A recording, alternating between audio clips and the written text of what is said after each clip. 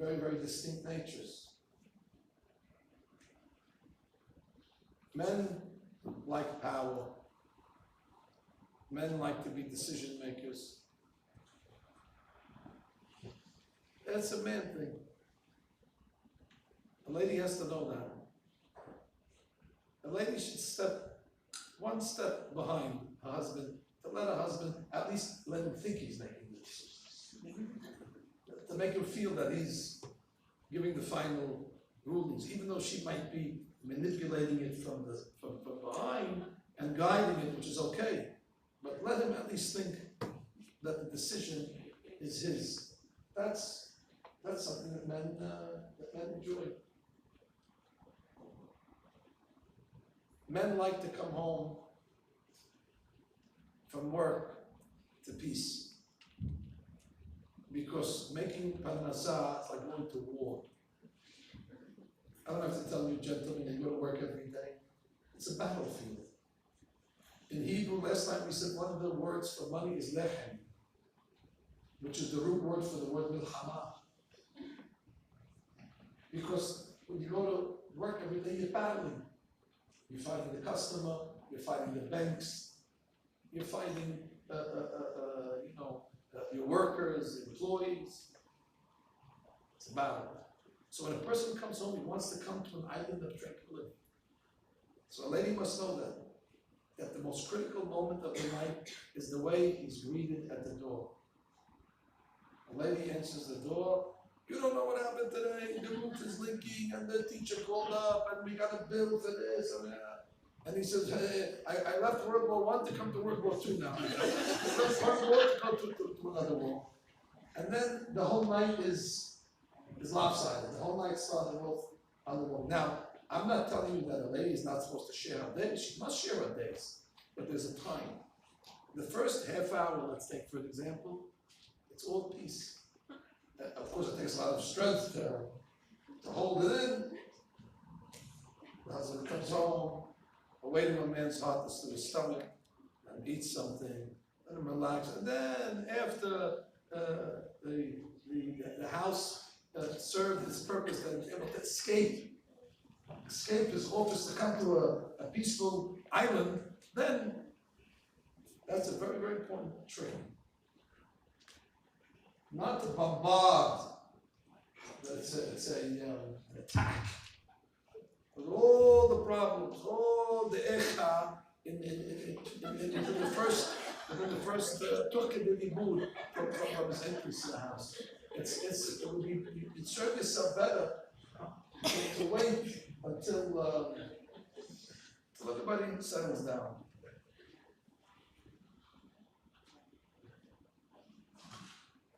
Well, I'll tell you something else. This would be good advice. And as I said, I can't tell you everything in one night. Maybe we should do this more often. Maybe we could have a part 2 or part 3. But I gave you enough ideas to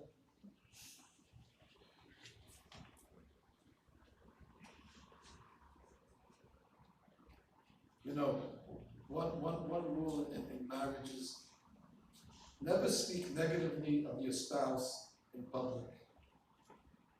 In public, your wife is the best cook, my husband has the best voice, he is the best father, and she's so lit.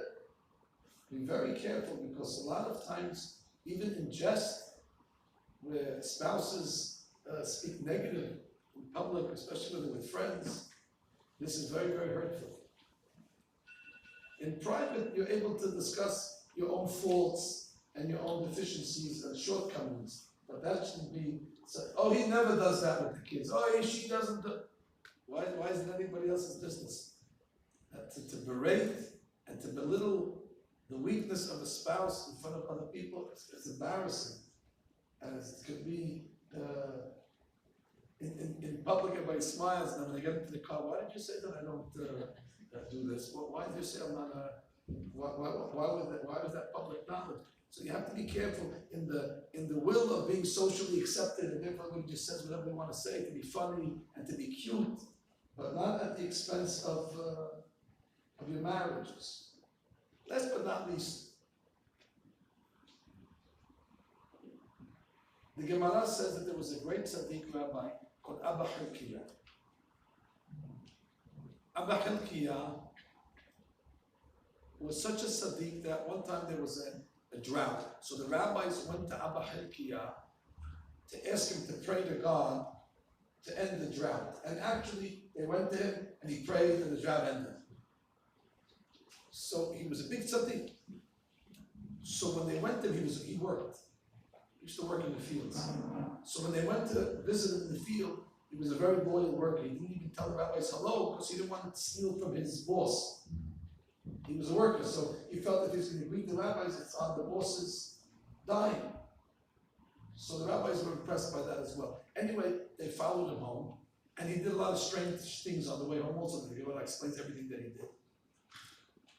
And finally, when he gets close to his house, his wife comes out, dressed all very, very pretty. So the rabbis, after they asked him to pray for the rain, they said, Rabbi, we have so many questions on your behavior. When we came to you, you did this, and you did that. And he explained each thing. It's very satisfactory. So then they said, and when you came home, your wife came out such a beautiful way. Why? It's not Rosh Chodesh, it's not Shabbat, it's not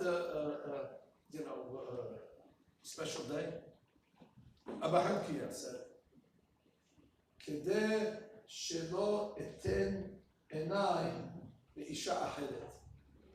She does that so I will not put my eyes on another woman. Wow! When I read that Gemara, Abba Hilkiah, Sadiq, but his wife, before he would come home, would make herself tidy and pretty. What would we say in our generation? In our generation, this is also something that I would advise as well. You know, the men go out to work. Everybody's dressed in the workplace in their finest clothes. That's the workplace. Everybody has a suit on, everybody's fine. Today, there are great temptations in the world. It would be a good advice today that ladies shouldn't only get dressed because they're going out, but ladies should get dressed because they're home. I'm only saying that because the Gemara says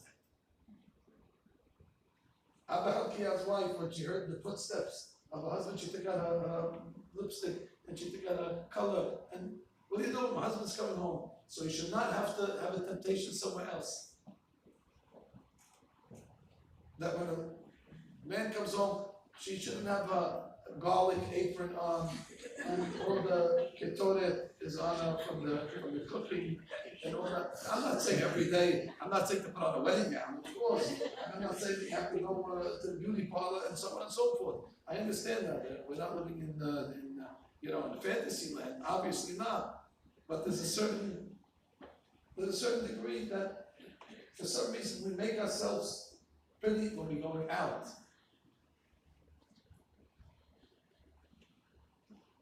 I fly a lot, around the world. And I came to a sure way to know when we're about to land. Well, I used to just look at the screen, it tells you how many feet you are, and you can see it descending. But now I even have a better way. When you see the ladies take out their makeup and start to, you say, oh, we must be landing over here. We must be landing. The ladies intuitively know that if you're getting off the plane, you have to now, even though nothing happens on a plane, you're just sitting there doing nothing for a few hours, but you have to time you up. So imagine going through the whole day. The whole day is much more turbulent than a plane, going and coming and doing that. And sometimes we fall into bad habits, and it can have its toll. My point is, if Abba Hilkiah's Rebbetzin went out of her way, to the extent that the rabbis were so shocked, wow,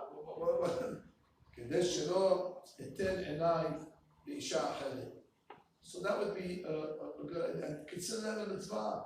Consider that Zeh Diva and Behu. that you're enhancing your marriage in such a way as well. Back to what I started with. Husband is a letter in the Torah, and his wife is the klaf. And there's Mekudeshet, there's Kiddusha here. And this Kiddusha is being assaulted by society, and therefore we have to strengthen our marriages. And we have to come from time to time and rejuvenate it, because we fall into bad habits. And we fall into, into autopilot, where we just let it run by itself and it doesn't work. Marriage needs constant, enhancing and constant developing and working on it and consciously adjusting it, midlife adjustments. And then, Be'ezat Hashem, when you have a good marriage, you have a beautiful Sefer Torah, you have the Shekhinah in your midst, and especially when there's peace and harmony. They asked the Hazon Ish once, what's the greatest trick in raising good children? That's part 2 of this class, raising children. I'm not giving part 2 tonight, but the Hazon Ish said, raising good children, 50% is tefillah, and the other 50% is Shalom Bayit. Interesting. When there's a good Shalom Bayit, it does something to the children's development.